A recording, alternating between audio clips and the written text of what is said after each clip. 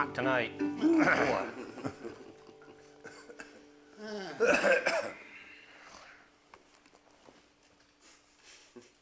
walked in, I had an uncle couldn't leave. What? I used to have an uncle, he's dead now. He never could talk plain. I went to see him, he was on his bed where he died later, I guess, but anyway, he wanted to sing a little bit. He said, walking after over you. He couldn't say it, pronounce his word. Oh, bless his heart. He never could, he was real nearsighted or something. He'd have to put his thumb right against his nose to see his thumb. He was, in a way, retarded, but very intelligent in other ways. It was hard to figure out what is. Yeah, I've seen people like that. But my granddad never did send him to school. He didn't have a bit of education.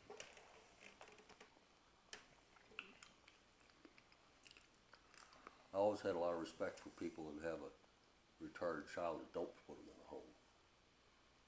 What? Where they don't put them in a home. I always had a lot of respect for that. Yeah. You know, some people will just take a child like that, stick them off in a home somewhere and forget about it. Yeah. They didn't do it back then. Yeah, no. I remember there's a house where we used to rent the land and the house was empty, but no, people lived in about two of the rooms, and somebody wasn't keeping up. But anyway, they had a retarded boy, and they had one room just boxed up, planked in, where you couldn't break no windows or anything. Just all That's where they kept them? Yeah, Yeah. right in there. He got real bad, they said. Now, there's a bunch up there that we go to talk to about Ed Haley up there in Harts Creek, and he's got this old boy's name is Enslow Basden, and he's got a son that's like real, but he's harmless. Like he walks around with a couple of playing cards all day, you know, like that. But they let him out, and he goes out, goes to the field with them, and they give him little odd jobs that he can do, little things like that, and he's happy, having a good life. He's probably in his 40s now. He's had a real good life. They don't have him on tranquilizer. No, nothing like that. They just he's like a he's like a pet. He's like a dog or a mule or something. But they didn't have tranquilizers. I don't know what year they started coming out, but Nat Winston, you know, the Central State out here was they call it the crazy house, and people got so bad they just put them in the rooms, and if they got where they might kill them, hurt themselves, they'd pad the walls where they couldn't. I remember him talking about this one guy over there that had stood up so long he fused. Couldn't bend over or sit or anything? Couldn't sit down. Fused. Yeah, he fused. Wow. And once in a while, when they thought of it, I guess, they had enough help to do things, they'd go in and just lay him down. He couldn't get up. But, you know, it could at least rest. Yeah. Wow, I ain't Well, never. the next time some member of my family comes through and says, "Why don't you get up off that couch for a few minutes?" I said, "Well, I just don't want to fuse." That's awesome. I mean, it would Don't suck, wanna but fuse. Oh, he could tell you real stories in that. They called it the crazy house, and then they learned that it was a sickness like anything else could be. Mental. Lester used to tell about this old boy up in Sparta. Every town has their nutty ones, I guess, but anyway, they had one up there that is this woman's house or people's house, and he was out, had an overcoat on, and he was pushing a wheelbar. Came around, just sweating up a storm, and his mother said, "Hey, Daniel, why don't you put that wheelbar up?" And he said, "Beats walking." He'd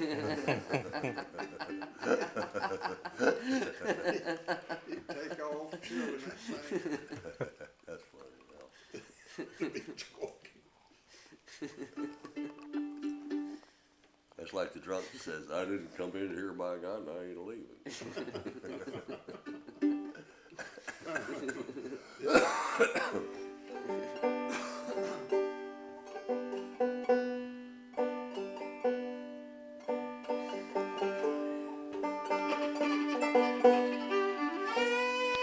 What Lester call boys like that? Deflected. No, it was his brother-in-law. Too fast? Yeah, but what was his word for people deflected? Well, they were playing poker and had a guy that had a thumb was just about off. It never was fully grown out as a thumb. But he'd take that thumb and look at those cards, you know. And Martin was going to Sandy one. He bet everything he had on it. And this guy called him. And Martin didn't have nothing. They lost it. Anyway, they was going back to the house. And Lester said, Martin said, I hate a deflected son of a bitch. He called it deflected. I'm gonna play cards for it. Deflected. That's funny.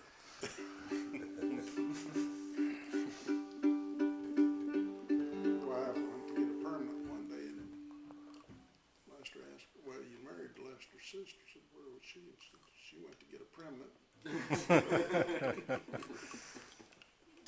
You know what Raymond Fairchild said, don't you? He said, Raymond, you read a lot? He said, yeah. He said, I like to read. He said, I read most everything except friction. I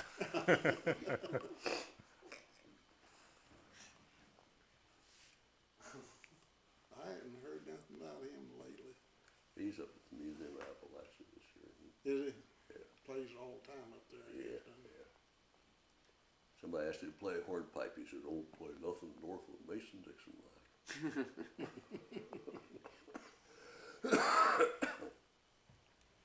Sherry Berry went up to him in full drag. And he took off running. Did she try to do her thing on him? And he wouldn't. He just took off. She asked him what time it was, and he told her, and she started scratching her butt. And she went to trying to chase him, and she started touching him on his back, and he took, seen her. He kept trying to get away, and finally he took off running up his hill. That's funny. Get away from her. Yeah, it was funny. I wish you could have seen it. She sure caught me off guard that time. She got John. She's this woman up there, and she's only about 40. Dresses up like a old bag lady. And she's got a cane. And she's got one of them kettles that you pee in if you're bedridden. And she totes that around and spits in it. Acts like she's spitting. And her bloomers fall down. And she gets tripped on them, and then she'll get them off. And she come up to John, and he didn't know who she was. And she had him around one leg, and she's holding him up like that, want me to get him off her. I said, get the hell out of here. A whole bunch of people looking, and they just laughed. Everybody was in on it but me, you know. I said, hey, woman, I don't touch you, you damn underpants. Come on, John, do it. You're holding it out like that, just a slinging it around. I said, She kept on, she's, please, help me get these off. So finally John sitting on this bench, he scooped way down, and he stuck his foot out like this and held him while she got out of him. Then she reached and got him around that cane and stuck him up in his face. I didn't care for a whole lot about that. He said, damn lady. We About was, that time, some people were laughing so hard, I know that they had about something.